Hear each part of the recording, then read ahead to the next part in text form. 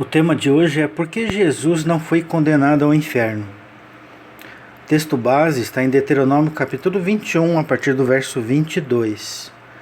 Se alguém houver pecado passível de pena de morte e tiver sido morto e o pendurares no madeiro, o seu cadáver não permanecerá no madeiro durante a noite, mas certamente o enterrarás no mesmo dia.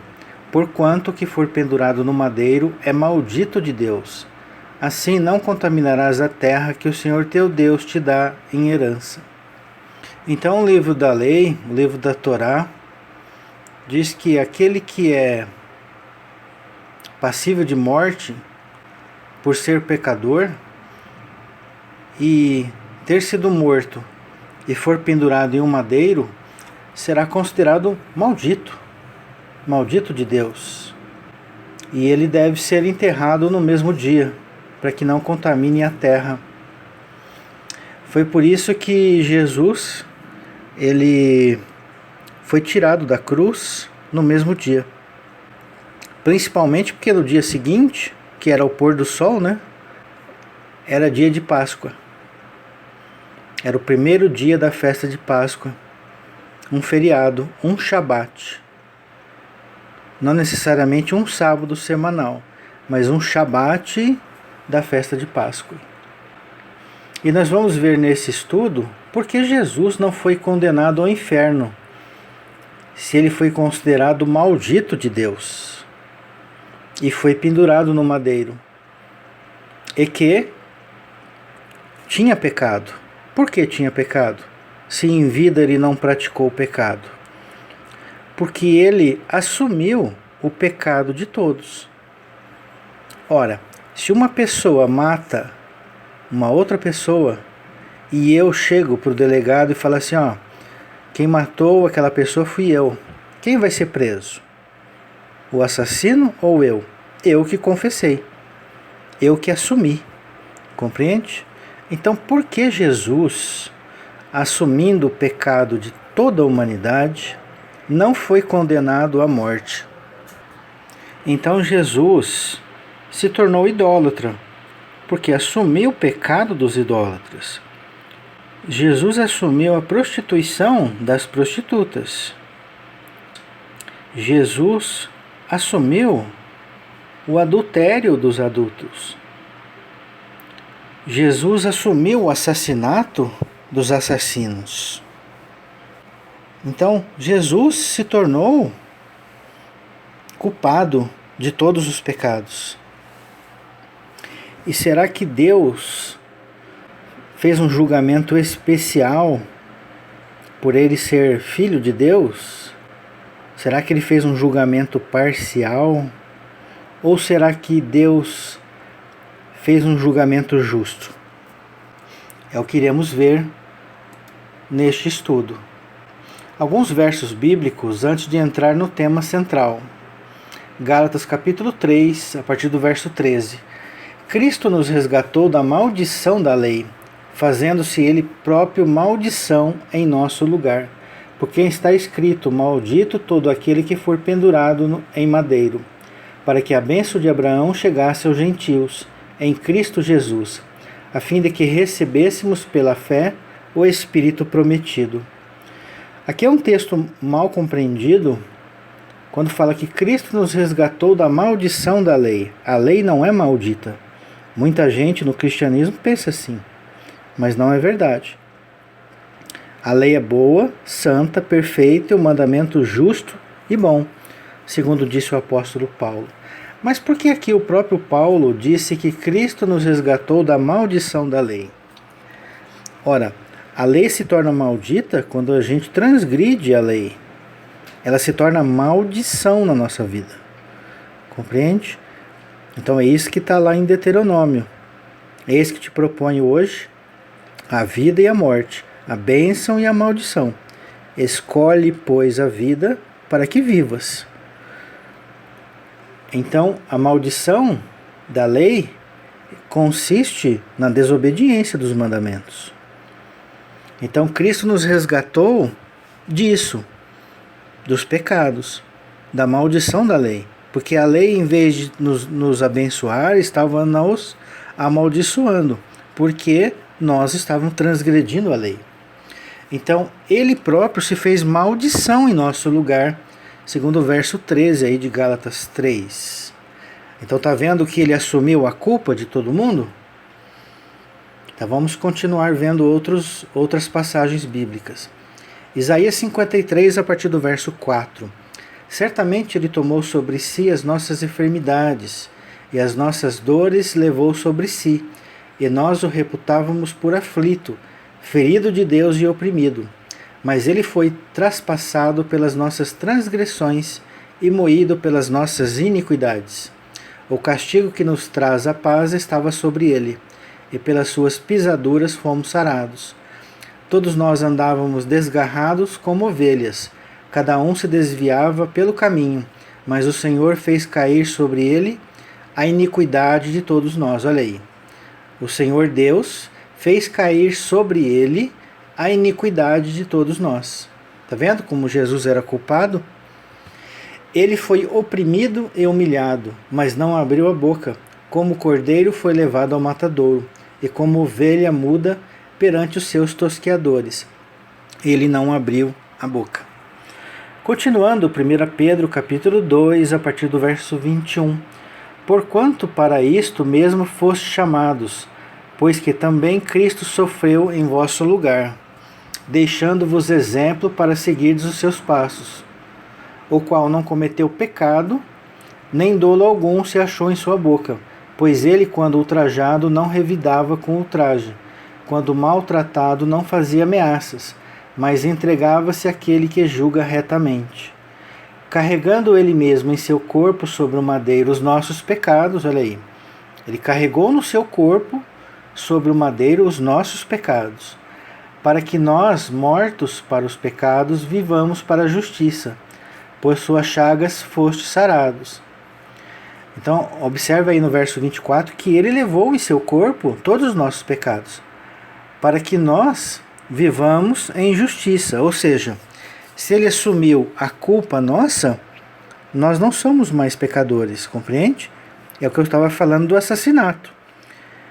Se outra pessoa matou uma terceira pessoa, e eu chego para o juiz e falo, ó, quem matou fui eu. Então quem vai ser condenado? É eu. E o outro que matou se torna livre. Compreende? Então vamos dar prosseguimento.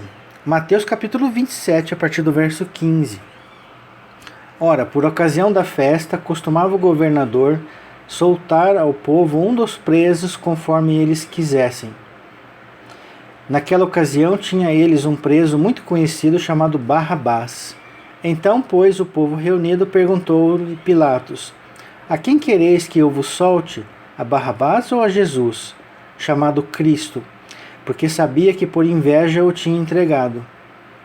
E estando ele no tribunal, sua mulher mandou dizer-lhe: não te envolvas com esse justo, porque hoje em sonho muito sofri por seu respeito. Mas os principais sacerdotes e os anciãos persuadiram o povo a que pedisse Barrabás e fizesse morrer Jesus. De novo perguntou-lhe o governador: qual dos dois quereis que eu vos solte? Responderam eles: Barrabás. Replicou-lhes Pilato: que farei então de Jesus chamado Cristo? Seja crucificado, responderam todos. Que mal fez ele? Perguntou Pilatos. Porém, cada vez clamavam mais: sejam crucificados. Vendo Pilatos que nada conseguia, antes, pelo contrário, aumentava o tumulto, mandando vir água, lavou as mãos perante o povo, dizendo: estou inocente do sangue deste justo, fique o caso convosco. E o povo todo respondeu: caia sobre nós o seu sangue e sobre nossos filhos. Então Pilatos lhe soltou Barrabás, e após haver açoitado a Jesus, entregou-o para ser crucificado. Então olha só, quando Jesus morre na cruz, ele morreu por toda a humanidade. Né? Toda a humanidade era pecadora, inclusive quem o estava acusando ali, né? E o próprio Pilatos, que lavou as mãos, pecado de omissão. Ele poderia muito bem ter soltado Jesus, mas ele lavou as mãos, pecado de omissão. Então Cristo até isso levou sobre si os pecados de Pilatos. E levou os pecados do sinédrio dos judeus. A elite religiosa. Foi a elite religiosa que matou Jesus, que tramou a sua prisão, tramou o seu julgamento falso e o levou a Pilatos para ser crucificado. Então todos esses pecados Jesus levou sobre si. E o interessante dessa lição aqui são duas coisas. Verso 18 de Mateus 27, porque sabia que por inveja o tinha entregado. Percebam como foi justo, entre aspas, o julgamento do sinédrio, dos fariseus. E outra coisa, era o nome peculiar daquele que foi comparado com Jesus, Barrabás. Ele era um ladrão, assassino, e o povo escolheu para ser solto Barrabás. Mas olha como até nisso se cumpre que Jesus levou sobre si todos os pecados, inclusive o de Barrabás. Barrabás, no aramaico, significa filho do pai. Bar, filho, Aba, pai. Barrabás, filho do pai. Então nós tínhamos ali dois filhos do pai. Um filho que desceu do céu, que não tinha pecado, mas assumiu o pecado de todos. E outro filho do pai, cujo nome significava filho do pai, foi absolvido, porque Jesus levou o pecado dele, inclusive. Então por isso é que Jesus foi condenado e Barrabás absolvido. Gálatas 4,6 diz assim: E porque vós sois filhos, enviou Deus ao nosso coração o Espírito de seu Filho, que clama, Abba, Pai. Olha aí a confirmação de que Abba é Pai. Então nós temos o irmão Bar Jonas, Simão, filho de Jonas. Então Barrabás é filho do Pai. Então nós vemos que é muito fácil a um juiz humano julgar terceiros e condenar, por exemplo, a prisão perpétua ou pena de morte. Mas e se fosse o próprio filho do juiz, a esposa, o seu pai ou a sua mãe? Como que esse juiz agiria? Na justiça humana, a lei proíbe o juiz de julgar pessoas que são ligadas a eles emocionalmente, seja por amor ou por ódio, por amizade ou grau de parentesco, porque isso iria comprometer a imparcialidade do juiz. Porque se fosse possível um juiz julgar o próprio filho, como ficaria, né? Então a gente vê juízes inflexíveis, agem com rigor da lei, com bandidos que ele não conhece, com pessoas que ele não conhece, mas teria que julgar o próprio filho, né? A própria esposa, os pais, os irmãos.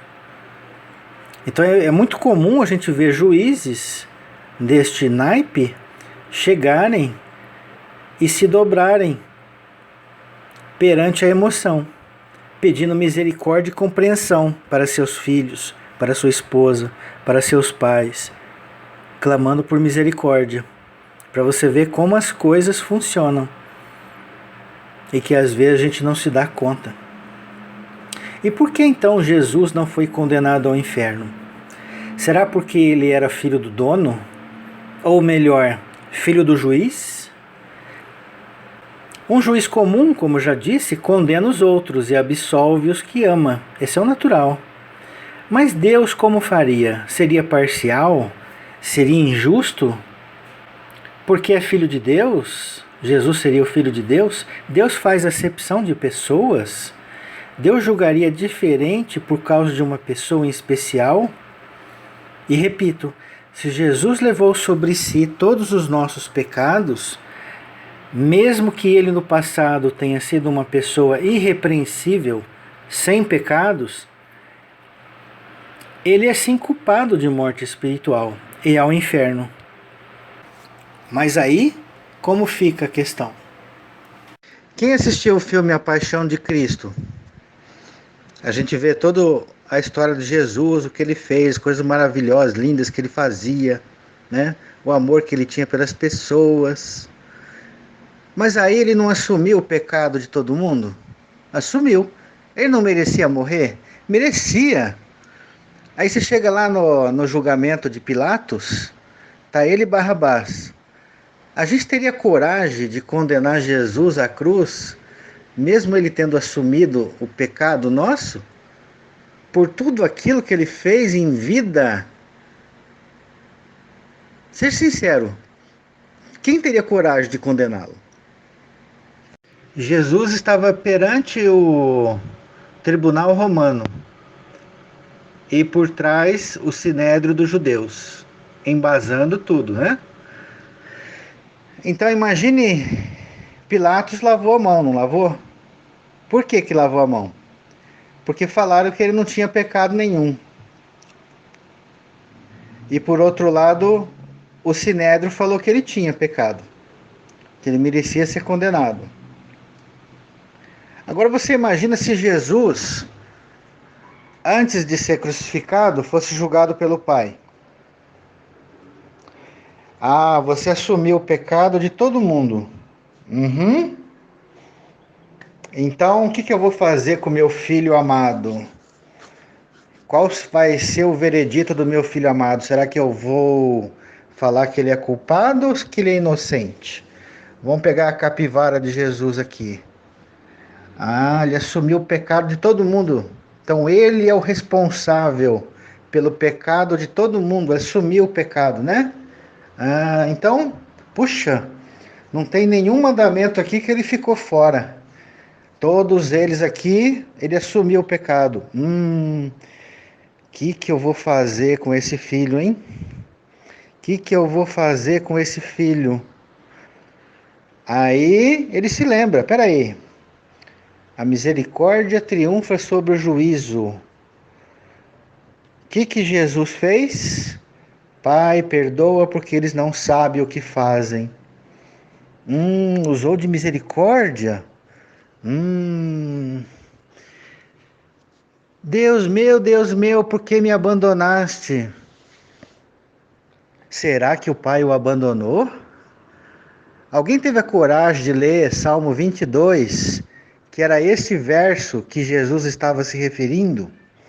E veja lá o capítulo inteiro, principalmente os últimos versos, aonde diz claramente que o pai jamais rejeitou o filho. Tiago capítulo 2, verso 10.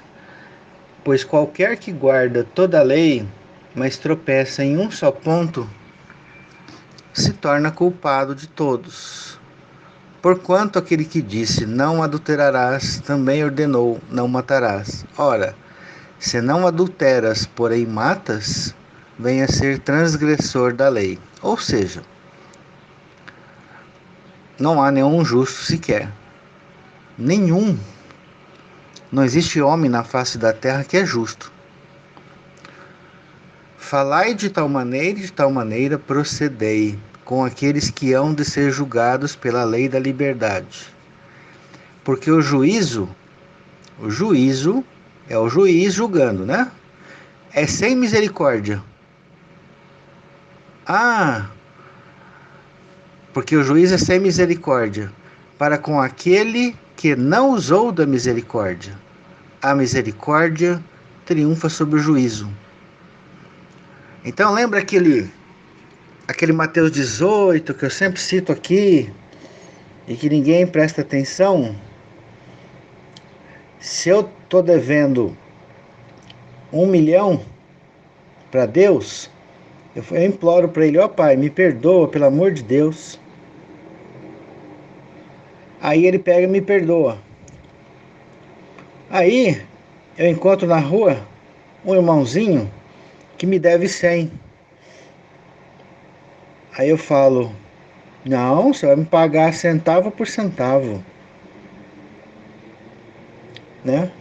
Eu vou dizer, não, você é um pecador miserável. Você é um bandido. Você não honra teu pai e tua mãe, ó. Você guarda tudo certinho, mas honrar teu pai e tua mãe você não guarda. Então você é um pecador, você é um herege. Então não teve misericórdia para com a outra pessoa. E aí? O Senhor vem e fala assim: peraí, eu te perdoei 1 milhão, você me implorou que não podia pagar, e você agora encontra um outro irmão que eu te devia 100 e você o cobra, põe na cadeia? Então, para lá tu irás, até que pague o último centavo. Porque o juízo é sem misericórdia para com aquele que não usou da misericórdia. A misericórdia triunfa sobre o juízo. Assim fará o juiz dos juízes. Ele vai olhar a nossa capivara e vai olhar: pecador você é, como todo mundo. Mas deixa eu olhar um item aqui na tua capivara: misericórdia. Deixa eu ver, você foi misericordioso? Ah, se você for misericordioso, eu vou abrir uma exceção na lei. O que é abrir uma exceção da lei? É o juiz julgar com misericórdia. Você merecia estar morto, furinado, mas eu não vou te matar porque você foi misericordioso. É igual o Pai Nosso. Eu oro e peço um monte de coisa para Deus, até lícita. Mas eu falo assim: Pai, perdoa minhas dívidas, assim como tenho perdoado os meus devedores. Olha só, perdoa as minhas dívidas, assim como. O que é assim como? Da mesma maneira que eu perdoo os meus devedores. Deus vai nos julgar segundo a lei do amor. Lei do amor? Mas foi isso que Moisés passou lá no monte? Qual que é o resumo da lei?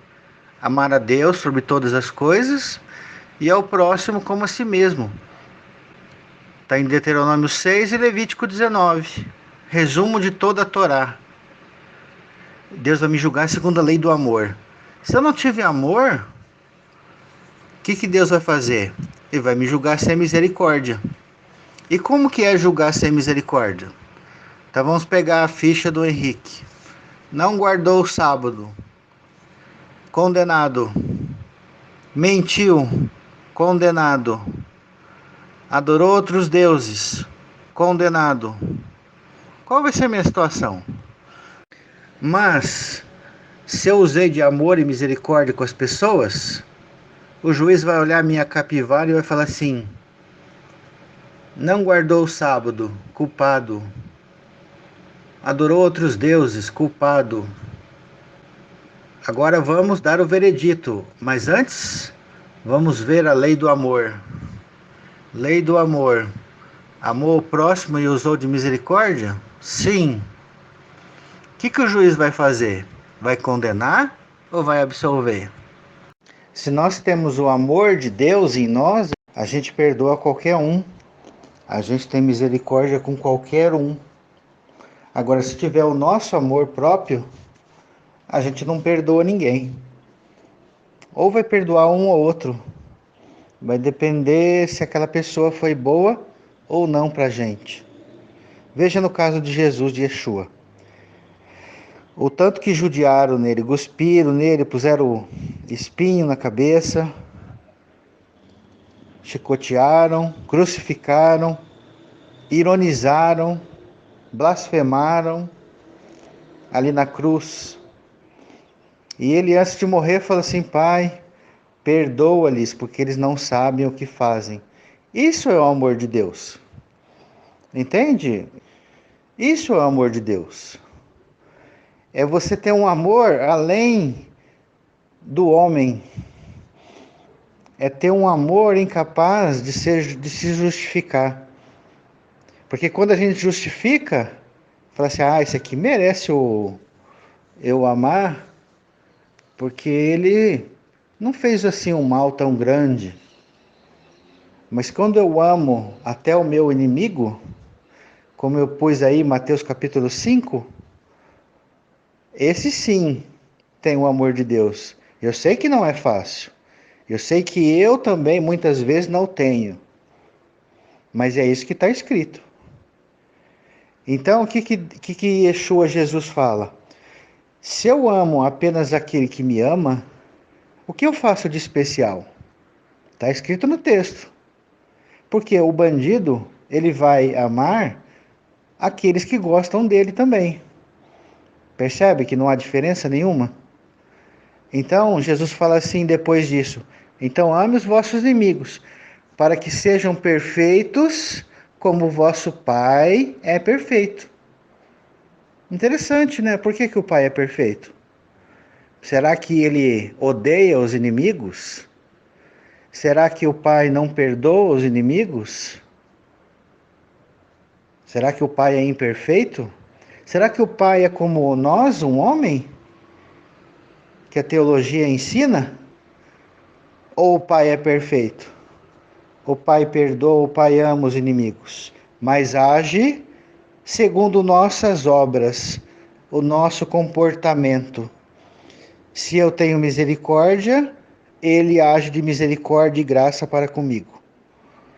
Se eu não ajo de misericórdia com as pessoas, aponto o dedo, Deus vai julgar igualmente a nós. Continuamos agora com Lucas capítulo 23, a partir do verso 33.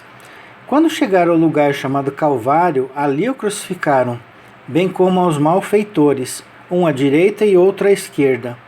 Contudo, Jesus dizia: Pai, perdoa-lhes, porque não sabem o que fazem. Então, repartindo as vestes dele, lançaram sortes. Então, observe aí a atitude de Jesus. Teve misericórdia com aqueles que o crucificaram. Então, isso foi levado em conta por Deus. Porque, como foi lido no texto de Tiago, capítulo 2, a misericórdia triunfa sobre o juízo. Então, por isso, Jesus não foi condenado. Oséias 6,6: Pois misericórdia quero e não sacrifício, e o conhecimento de Deus mais do que holocaustos, sacrifícios, né? Então, para Deus é muito mais importante a misericórdia do que os sacrifícios em si. Sacrifício sem colocar o coração, sem colocar amor, sem colocar misericórdia, não tem valor nenhum para Deus. Então não adianta fazer rituais na igreja, não adianta fazer rituais na sinagoga, até mesmo sacrifícios, que Deus não vai ouvir, se não houver frutos dentro do coração das pessoas. Por isso que o amor é o principal mandamento, porque independente do pecado, somos absolvidos. Provérbios capítulo 10, verso 12. O ódio excita contendas, mas o amor cobre todas as transgressões. 1 Pedro capítulo 4, a partir do verso 7. Ora, o fim de todas as coisas está próximo. Sede, portanto, criteriosos e sóbrios, a bem das vossas orações. Acima de tudo, porém, tende amor intenso uns com os outros, porque o amor cobre multidão de pecados.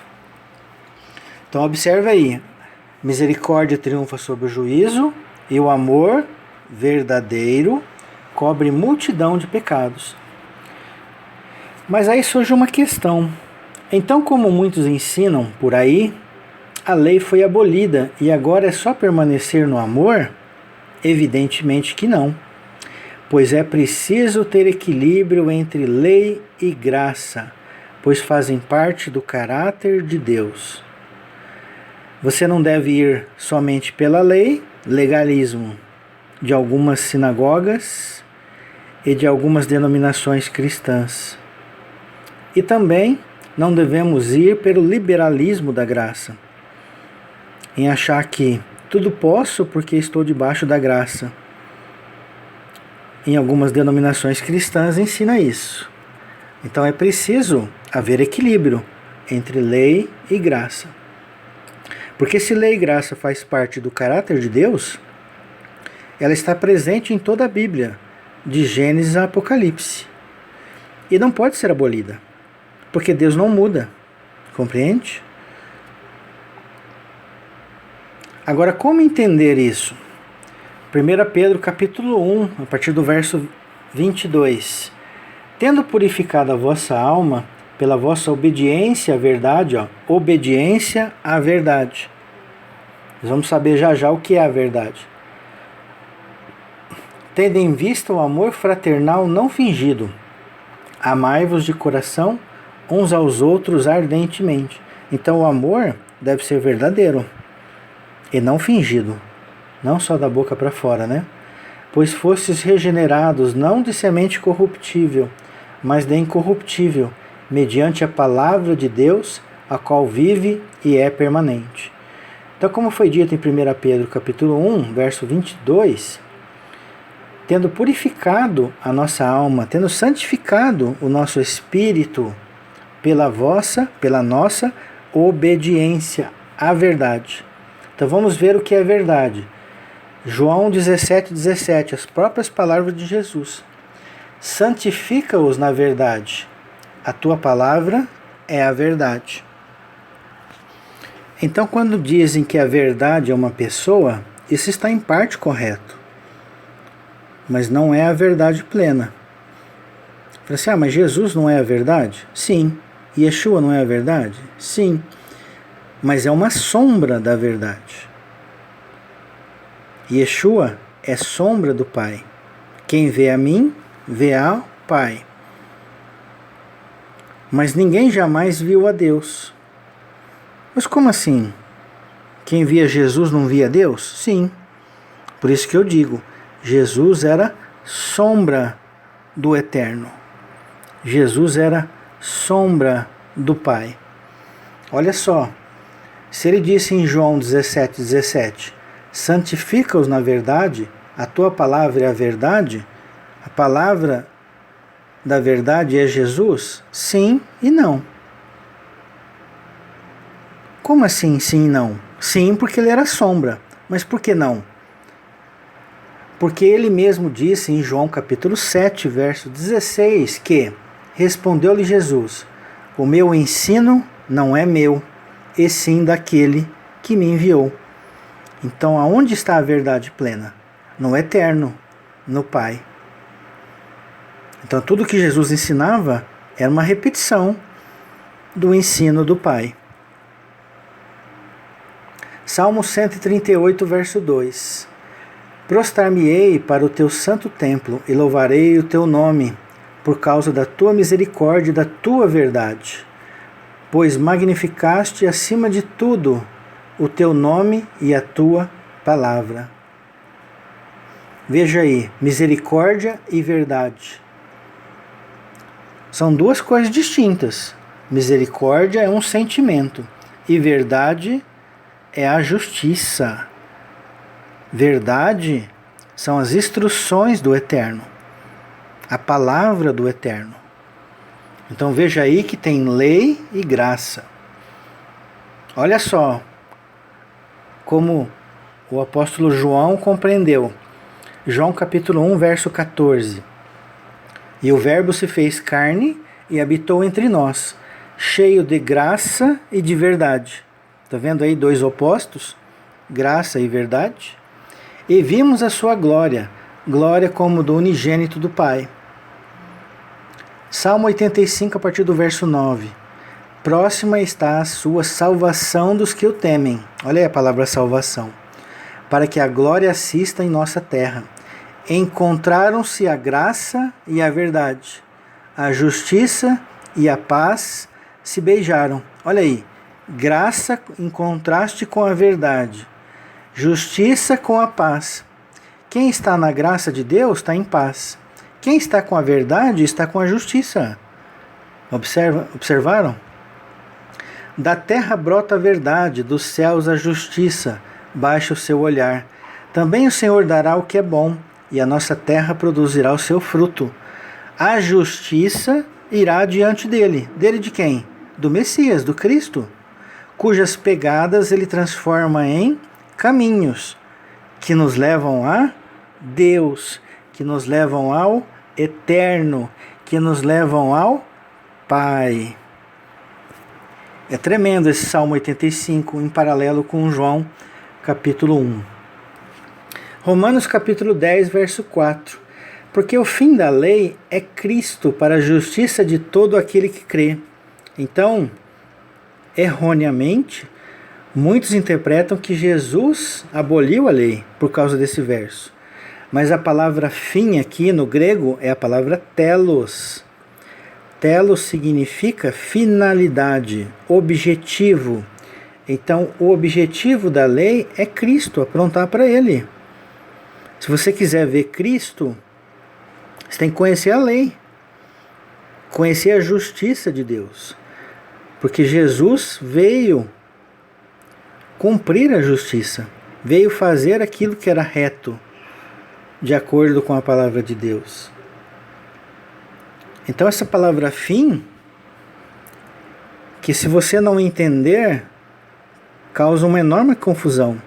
Então o tradutor deveria ter colocado uma palavra mais coerente, o objetivo, a finalidade, para não causar confusão, né? A palavra fim aqui não está errado, desde que você entenda. Mas acontece todos vão entender? Nem todos, infelizmente. Por exemplo, a faca foi inventada com o fim de cortar objetos. O fim da faca é cortar objetos. Então, quando você entende, fica claro. Mas quando a pessoa não entende, ela pode ir por um caminho errôneo. Então, o objetivo da lei é Cristo. A finalidade da lei é apontar Cristo.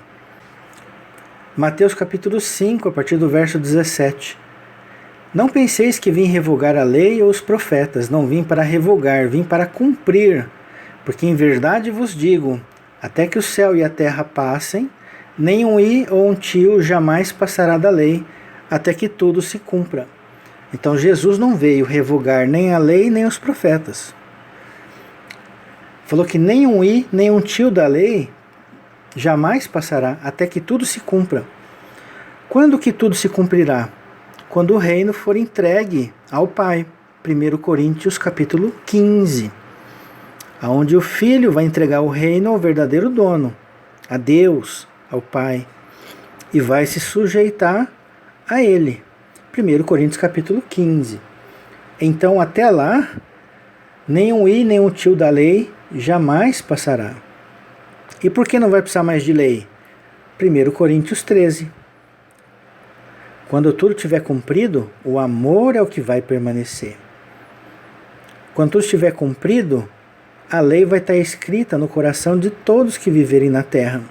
Então, para que vai precisar de lei? Se todo mundo já cumpre. Está no coração.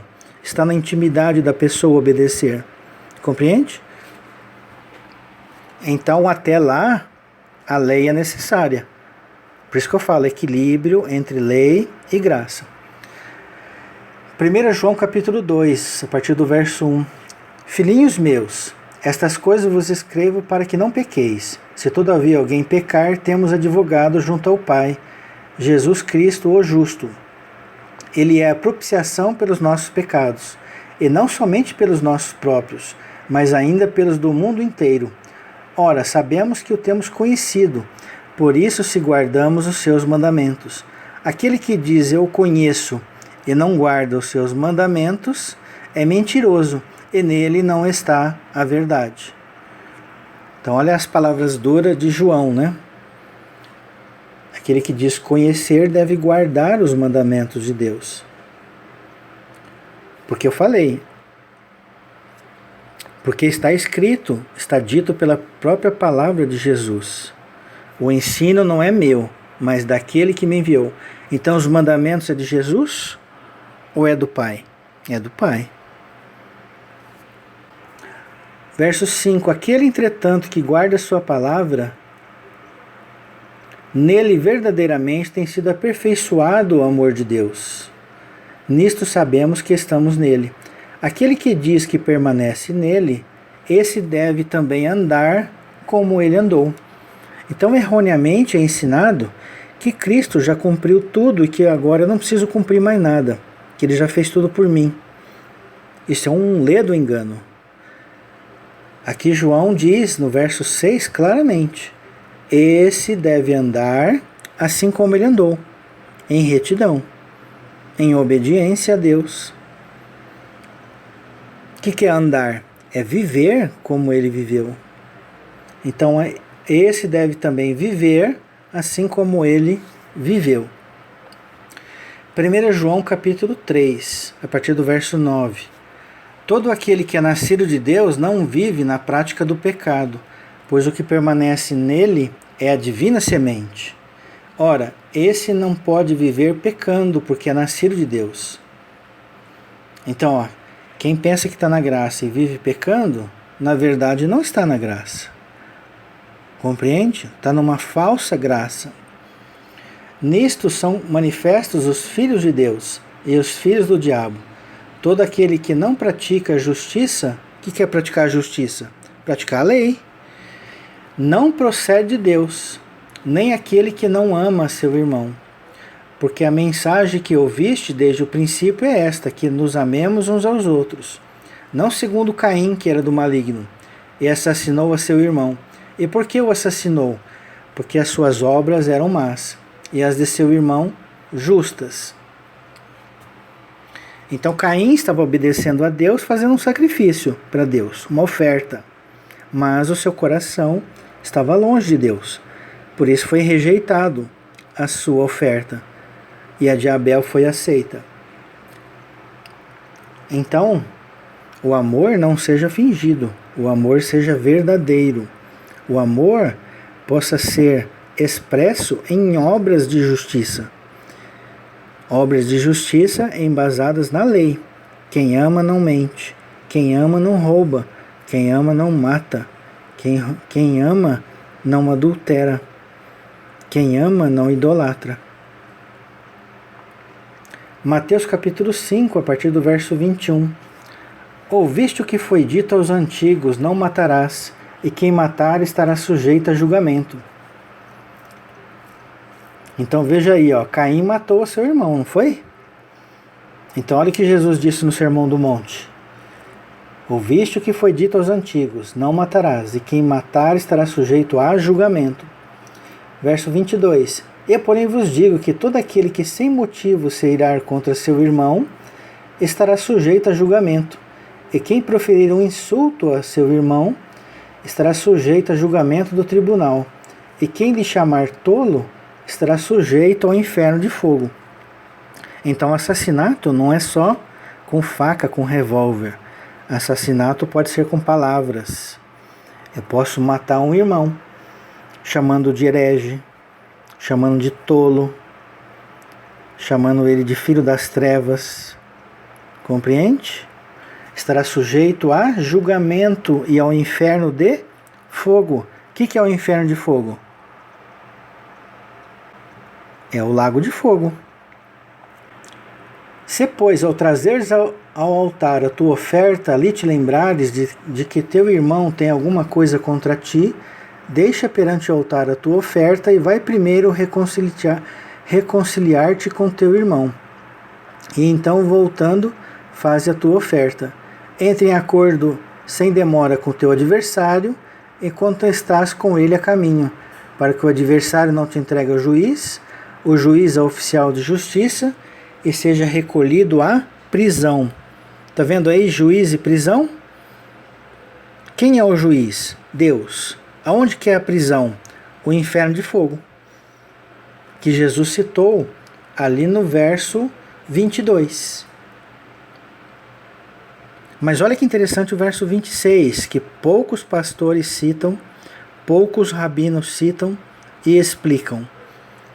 Verso 26. Em verdade te digo que não sairás dali, enquanto não pagares o último centavo.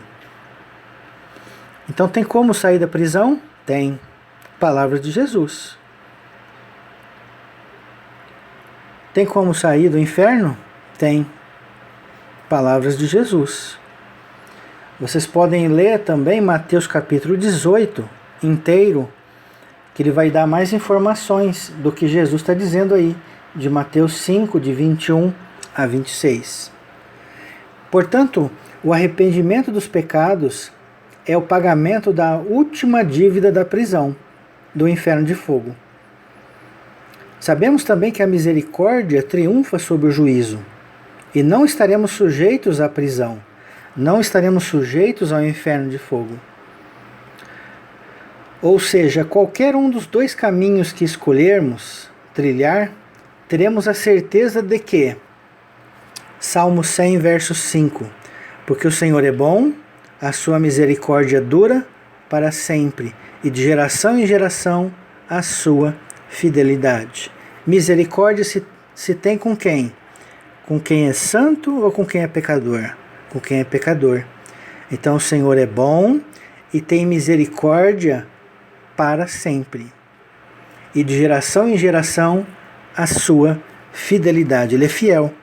Fiel em que sentido? Que ele é um juiz imparcial. Aquele que usa de misericórdia terá perdão. Mas aquele que insistir no erro, insistir no pecado, não usar de misericórdia, esse será julgado com o rigor da lei durante a eternidade. Espero que os irmãos tenham entendido esta mensagem e até a próxima. Shalom, shalom.